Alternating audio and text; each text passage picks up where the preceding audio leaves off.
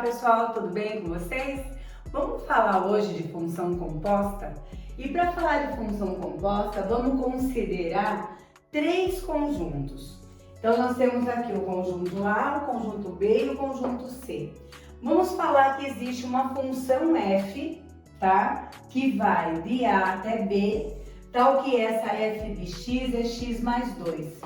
Então, se ela é x mais 2, então menos 1 mais 2 responde 1, 0 mais 2 responde 2, 1 mais 2 responde 3 e 2 mais 2 responde 4, certo? Vamos pegar mais uma função g, que vai de b até c. Só que essa função de b até c é x ao quadrado menos 1, ó. Então, se eu substituir aqui por 1 ao quadrado 1, menos 1, 0. 2 ao quadrado, 4, menos 1, 3. 3 ao quadrado, 9, menos 1, 8. 4 ao quadrado, 16, menos 1, 15. O que vem a ser a função composta, né? E a função composta nada mais é aquela que liga do primeiro ao último conjunto.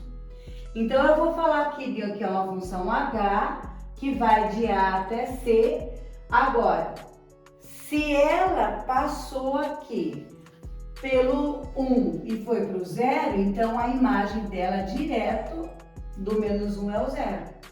Aí a imagem direto do 0 aqui é o 3, a imagem do 1 aqui é o 8 e a imagem do 2 aqui é o 15, certo? Olha, estava com fundo sonoro aí, pessoal. Só que daí a gente pergunta, mas quem que é essa função h, né? Quem que é a função h? E essa função nada mais é do que g bola f. Aí vem a história, né? G bola f. O que quer dizer esse bola, né? Então, quando você vai trabalhar a função composta, você pode, a hora que você vai falar do tal do G bola F, você pode ler mesmo, G bola F, você pode ler. Mas você pode ler também como sendo GOF, tá? Você pode ler ela como GOF. Mas também você pode ler como G composta de F, tá? G composta de F. E essa composta, gente, nada mais é do que você colocar uma função dentro de outra, tá? Então é mais como se fosse assim, dentro de uma empresa, você tem lá o primeiro conjunto, que é o quê? Que é a compra do seu material. E o último conjunto é o quê? É o lucro que você teve de acordo com o que você gastou. Mas a gente sabe muito bem, tá? E aí essa função fica para os administradores dessa empresa, que sabe o quê? Que a hora que você, mesmo que você tenha comprado, existem outros gastos, existem outros prejuízos, né? Assim como tem também os lucros, né? Mas, por exemplo, a colherinha de açúcar que põe a mais no café, que já vai dar um valorzinho maior ali no prejuízo. É um funcionário que sofre um acidente que entra de licença, ou é um que é maternidade, licença maternidade. Então, ela é composta de vários conjuntos, de vários problemas, até chegar no último conjunto. Lógico que o dono da empresa, por exemplo, ele não quer saber os detalhes aqui, tá? O que ele quer saber? O quanto ele gastou e o quanto ele lucrou. É isso que ele quer saber. Mas aí os administradores, né, eles vão estar dando conta por que aconteceu tudo aquilo. Então, quando alguém quer uma função composta, uma G composta F, você pode chamá-la de GOF ou de G bola F mesmo, tá? Agora, a pergunta que não quer calar: quem que é esse H? Você que está aí nos assistindo, você tem noção de quem é esse H, de quem é esse tal GOF? Que o menos 1 vira 0, que o 0 vira 3, né? Que o 1 vira 8, que o 2 vira 15. E aí, quando a gente vai calcular essa função, basta a gente fazer o seguinte. Vamos supor que aqui na minha mão direita eu tenho F e na minha mão esquerda eu tenho G. E se eu quero um G bola F, o que eu quero? Eu quero que essa F, ela o quê? Ela entre dentro da G, para eu saber o que vai dar. E é o que eu vou fazer aqui. Então, quem vai ser o H aqui? Vai ser o F dentro do G, ó. Então, eu vou colocar F dentro do G, ó. Mas eu sei quem é F. Quem é F? A F de X é X mais 2. Então, no lugar do F, eu coloco X mais 2. Mas eu quero o G de X mais 2. E o G de X mais 2, opa, coloquei errado aqui, pessoal. Aqui é G, tá? E o G de X mais 2 é no lugar do X colocar o quê? X mais 2. Então, o H vai ficar o quê? X mais 2 ao quadrado menos 1. E essa aqui vai ser a nossa GOF. E veja que é verdade. Porque se eu pegar aqui o menos 1 e substituir, menos 1 mais 2 vai dar 1 ao quadrado. 1 menos 1 responde 0, ó. Que o menos 1 dá 0. Se ele for 0, 0 mais 2, 2 ao quadrado, 4. 4 menos 1 vai dar o quê? Vai dar 3, responde 3. Se o x for 1, 1 mais 2, 3 ao quadrado, 9. Tira 1, 8, ó. O 1 responde 8. E se for 2? 2 mais 2, 4 ao quadrado. 4 vezes 4, 16. Tira 1, 15, ó. O 2 responde 15. Então, vamos deixar claro uma coisa. Se eu quero uma função composta, basta colocar uma função dentro da outra. Mas aonde que ela entra? Aonde tem variável. Bom, aqui a gente calculou uma tal de GOF. E se a gente quisesse uma FOG, né? E se a gente quisesse uma FOG, o que teríamos? Então, eu tenho o F de um lado, tenho o G do outro, mas de repente eu quero pôr o G dentro da F, porque é sempre a segunda dentro da primeira. E aonde que ela entra? Ela entra onde tem variável, onde tem X. Então, se eu tenho essa FOG aqui, deixa eu apagar aqui, então vai ser F do G de X, certo? Aí, quem que é o G de X? O G de X é X ao quadrado menos 1. Então, vai ficar F de X ao quadrado menos 1. Mas o que é F de X ao quadrado menos 1? Então, esse G eu vou colocar lá dentro, tá? Então, esse X ao quadrado menos 1 eu vou colocar lá. Então, ele vai ficar X ao quadrado menos 1 mais 2. E X ao quadrado menos 1 mais 2 é X ao quadrado mais 1. Tá certo? Bom, vamos fazer agora alguns exercícios de função composta. Então, por exemplo, fala assim, considere o f 2x mais 6, o gx menos 3 e eu quero o FOG e o GOF, tá? O que é um FOG? É pôr um g dentro da f. Então, você tem uma f aqui, tem uma g aqui, você põe o g dentro da f. O que é colocar o g dentro da f? Você pega o g, que é x menos 3, e coloca aqui no lugar do x, tá? Que é o único lugar que entra. Ele tem que entrar onde tem um orifício, tá? E esse orifício, na verdade, é a variável x, ok? Então, vai ficar 2 vezes x menos 3 mais 6. Aí, aplica a distributiva aqui, ou faz o chuveirinho, como vocês falam. 2 vezes x, 2x, 2 vezes menos 3, menos 6, com mais 6 vai dar simplesmente 2x, porque 6 tira 6 vai dar 0, ok? Agora vamos fazer uma GOF. Para fazer uma GOF, como disse, eu tenho uma G aqui, tenho uma F aqui, eu vou pegar F e vou colocar dentro da G. Mas aonde que ela entra? Aonde tem variável. Então, se eu tenho uma F que é 2x mais 6, e eu vou colocar dentro da G, aonde que ela vai entrar? Aonde tem x, certo? Então, no lugar do x, eu vou colocar 2x mais 6, daí com menos 3, vai dar 2x mais 3, ok? Por quê? Porque 6 tira 3 vai dar 3. Agora, o que seria fazer uma FOF, gente? Olha que fofura, o que é fazer uma FOF? Você tem uma F e tem uma F, e põe uma F dentro da F, é isso.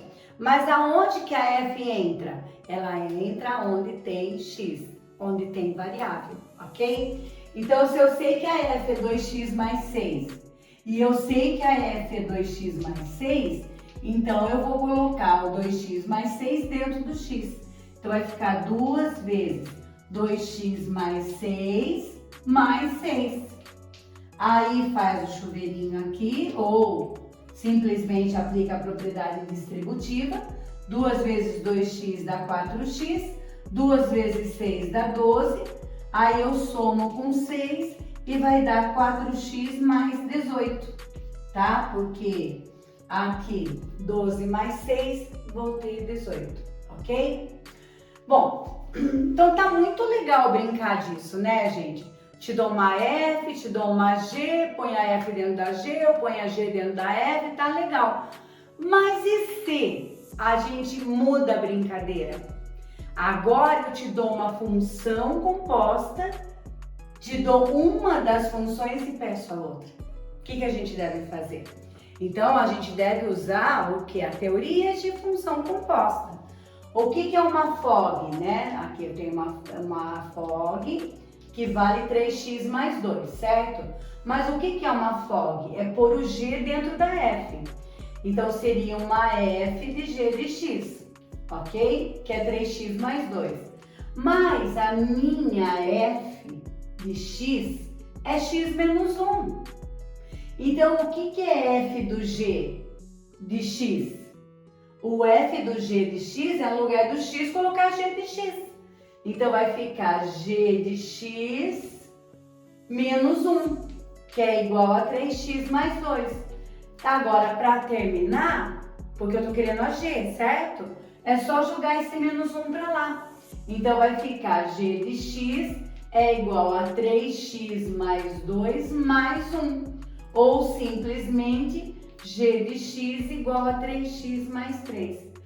E você vê que isso é verdade, que G de x é 3x mais 3 mesmo, porque se você fizer uma FOG com x, com f de x, x menos 1, e com G de x, 3x mais 3, colocando G dentro da f, você vai encontrar o 3x mais 2, ok? Olá, pessoal! A gente falou aula passada de função composta e hoje a gente vai falar de função inversa. Agora, para que uma função f de x admita inversa, é necessário que essa função seja uma função bijetora, tá? E nós dizemos o seguinte, que para que ela seja inversa, se a FOG de x der x e a GOF de x também der x, nós dizemos que f e g, elas são chamadas de função inversa. Lembrando, sim, que elas deverão ser funções o quê? Bijetoras, ok? O que é uma função bijetora mesmo? Se eu pegar uma função, como que eu sei que ela é bijetora? Vamos lembrar? Para que cada elemento de B recebeu uma única injeção. Então, ela é injetora. E todos os elementos de B receberam injeção. Então, a gente fala que é uma relação que é biunívoca. E isso era muito comum quando vocês eram crianças, ou seja, nós éramos crianças. Onde a gente tinha dois conjuntos e um conjunto com mãozinha, pezinho, cabeça e outro boné, tênis e luvas. E você fazia as ligações e nada sobrava, né? Então, aqui, pessoal, se eu pegar uma f de x como essa, tá? Onde o 1 vira 4, o 2 vira 6, o 3 vira 8. Vira no sentido de imagem, né? Quem que é essa função f de x aqui? Ela nada mais é 2x mais 2. Por quê? Porque 2 vezes 1, 2, com mais 2, 4, ó. Se eu colocar 2 aqui, 2, 2, 4, mais 2, 6, ó. E se eu colocar 3 aqui, 2 vezes 3, 6, mais 2, 8, ok? Agora, se a função normal vai de A até B, A função inversa, ela vai de B até A. E outra coisa, nós representamos função inversa assim, ó, f de x elevado a menos 1, tá? Função inversa de x, tudo bem? E aí, o que acontece? Se o domínio aqui era o A aqui vai ser quem? O contradomínio, ou seja, a imagem. Então, vamos escrever aqui, ó, o domínio aqui é o A e a imagem, ou contradomínio aqui no caso, é o B. Mas para que ela admita inversa, tem que acontecer isso. Agora, o domínio dessa daqui é o B, tá?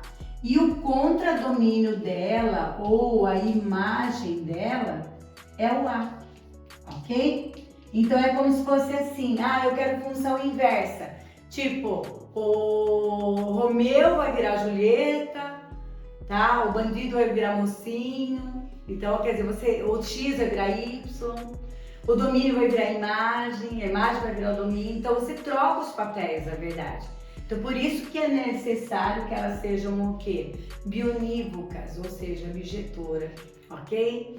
Agora, quem que é essa função aqui de forma que o 4 vira 1, o 6 vira 2, o 8 vira 3, tá? E a gente pode dizer que essa função inversa aqui nada mais é do que x menos 2 sobre 2, ó.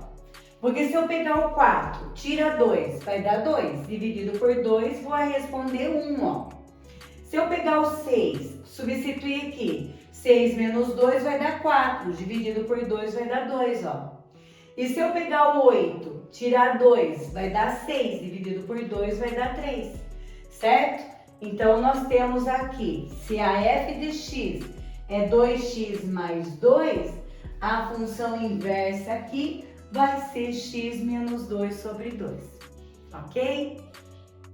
Bom, vocês viram que eu peguei aqui a função, falei que essa é 2x mais 2 e simplesmente falei, olha, essa daqui é x menos 2 sobre 2.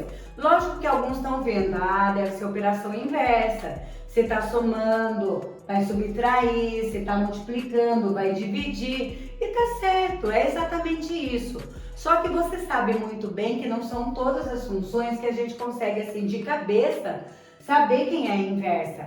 Então, para isso, eu escrevi aqui um roteirinho, tá? Um roteiro que a gente pode seguir para a gente inverter a função. Que, em primeiro lugar, a gente deve fazer o quê? Trocar x por y. Então, vamos aqui. Aqui é y, eu vou trocar por x. Aqui é x, eu vou trocar por y. Primeira coisa é trocar x por y. Lembra aquela história? O Romeu vira Julieta, o mocinho vira bandido, x vira y vira x, é isso aí. Em segundo lugar, nós devemos isolar o y. Quer dizer, para eu isolar esse y aqui, eu devo jogar esse 2 para cá. Ou simplesmente subtrair 2 dos dois membros. Então, x menos 2, 2y e subtrair 2 aqui. Mas ainda não está isolado, porque está sendo multiplicado por 2. Então, eu divido tudo por 2. Então, vai ficar x menos 2 sobre 2 igual a y. Aí, para terminar, você avisa que você terminou. Você fala, olha, tá vendo esse y aí? É a minha função inversa.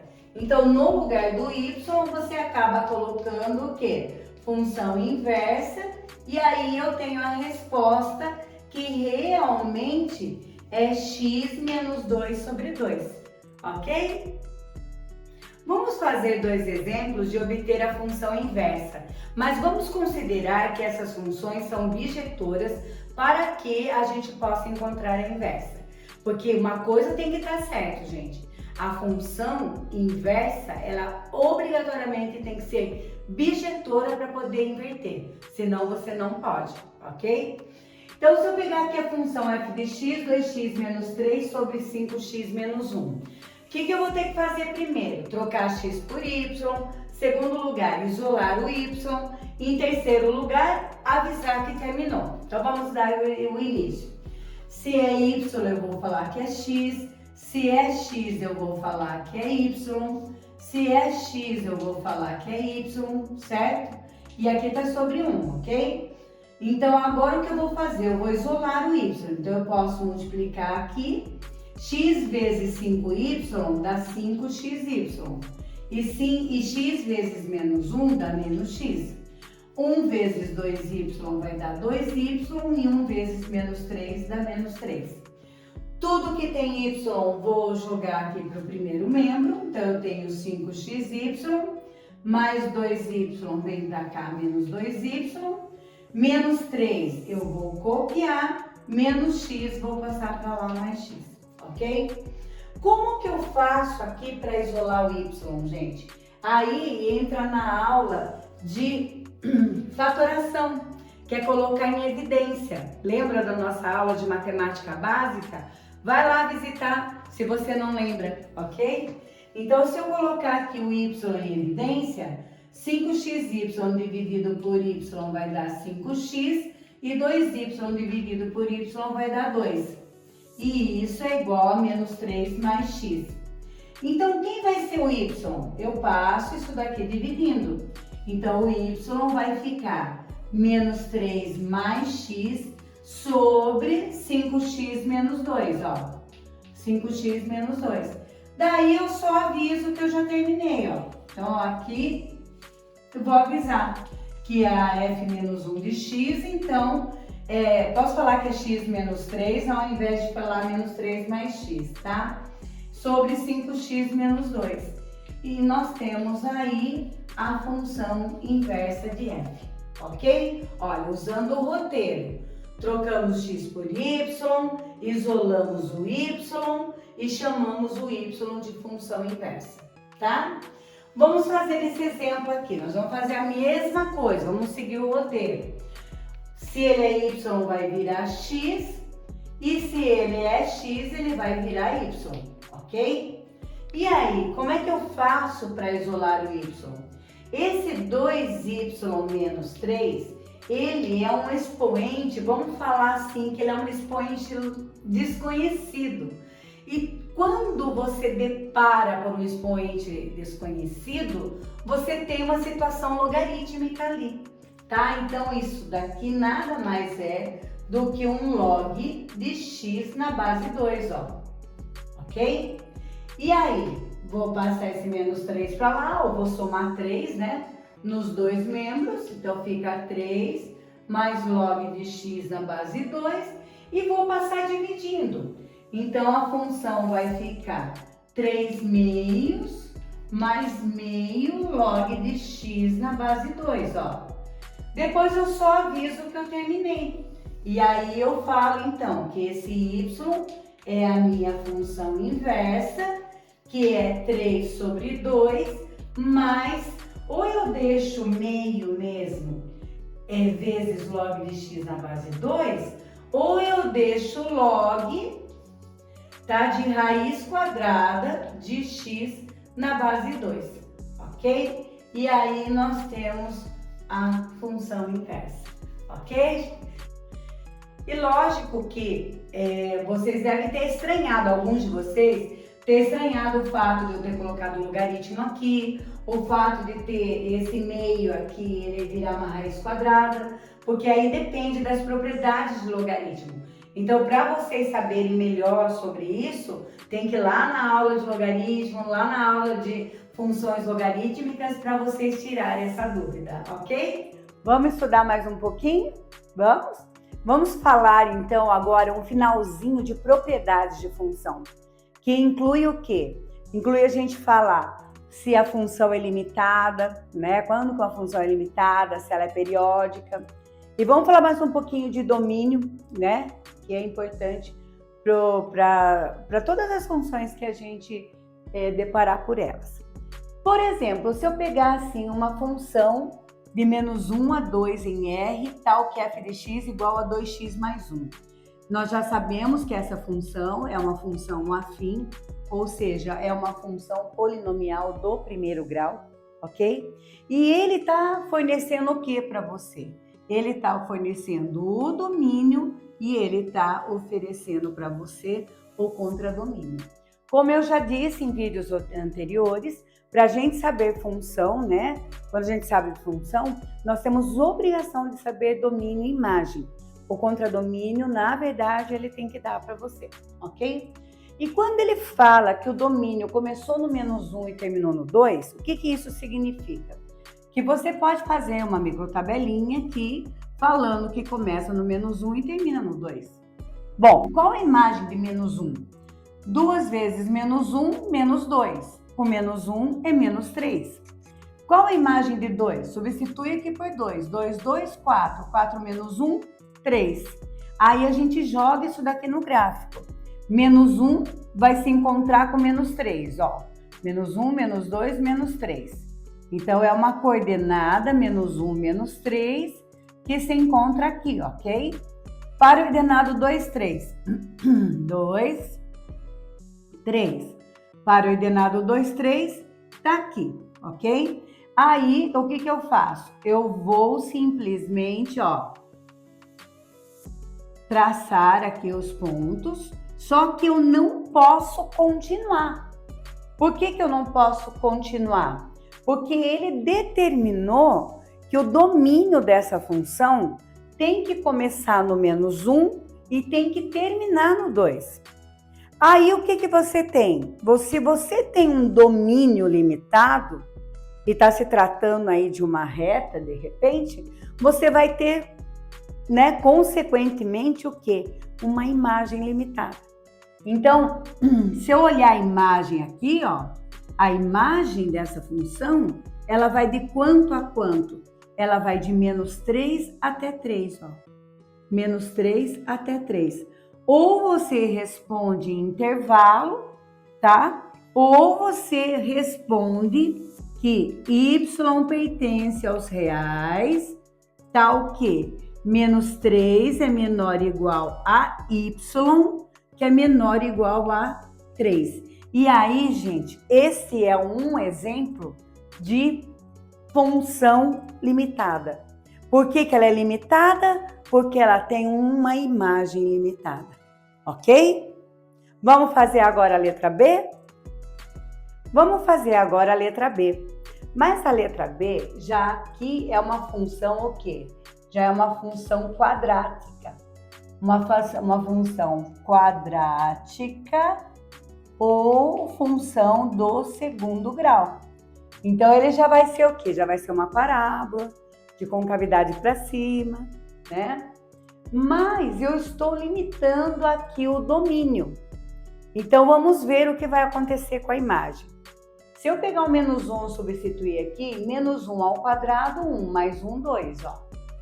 E se eu pegar o 1, que começa no -1, termina no 1, né? Mas se eu pegar o 1 ao quadrado, 1, mais 1, 2. Aí você fala, mas peraí, o -1 com 2, o 1 com 2, o que é isso? Então, vamos pegar um valor intermediário entre -1 e 1. Vamos pegar o 0 aqui. E se eu pegar o 0 e substituir aqui, 0 ao quadrado, 0, mais 1, 1. Certo? Então, o que você vai notar, né? O que você notou aí que vai estar acontecendo? Você tem o -1 do x se encontrando com o 2 do y, certo? Ó, esse ponto aqui. Aí você tem o 0 se encontrando com o 1, que é o 1 do y. Aí você tem o 1 se encontrando com o 2, ó. Então, você nota o quê? Uma parábola realmente de concavidade para cima, tá? Aqui, iniciando aqui a imagem no 1 e terminando a imagem o quê? No 2. Então, você nota aqui que a imagem é limitada, porque ela está indo do 1 até o 2, ok? Ou então a gente escreve y pertence aos reais, tal que 1 menor ou igual a y menor ou igual a 2, certo? E aí a gente tem aqui também uma função, né, quadrática de imagem limitada. E com isso a gente fala que essa função ela é limitada. Então, e se essa mesma função que a gente acabou de fazer, estivesse definida nos reais para os reais. Então, o que iria acontecer? Então, ela não tem um ponto de início nem um ponto de final, tá? Então, essa parábola, o que acontece? Ela vai subindo, só que ela vai abrindo. Então, o que acontece? O domínio dela é todos os reais, que a gente já está sabendo, que é todos os reais mesmo, mas a imagem dela, ela vai do 1 até o mais infinito, tá? Do 1 até o mais infinito. Ou então a gente fala que a imagem dela é y pertence aos reais, tal que y é maior ou igual a 1. Mas por que eu coloquei esse outro exemplo? Para a gente fazer um comparativo, que esta função, realmente a gente fala que trata-se de uma função limitada. Simplesmente limitada. Por quê? Porque ela tem um limite inferior e tem um limite superior. Agora, essa eu posso falar que ela é uma função limitada inferiormente, tá? Por quê? Porque ela não tem limite superior, porque ela vai até o mais infinito, mas ela tem um limite inferior. Então, é bom vocês terem essa noção. E se a parábola fosse com cavidade para baixo, o que ela teria? Um limite superior, ok? Vamos falar agora de função periódica. Mas para falar dela, eu vou pegar um exemplo de uma função trigonométrica chamada função seno de x. E para a gente poder construir esse gráfico ou esboçar esse gráfico, a gente tem que saber seno de alguns valores. Seno de 30, 45, 60, 90, né? Então, se eu vou fazer o gráfico, lógico que aqui eu vou colocar os ângulos. Eu posso colocar esses ângulos ou em graus ou em radianos, ok?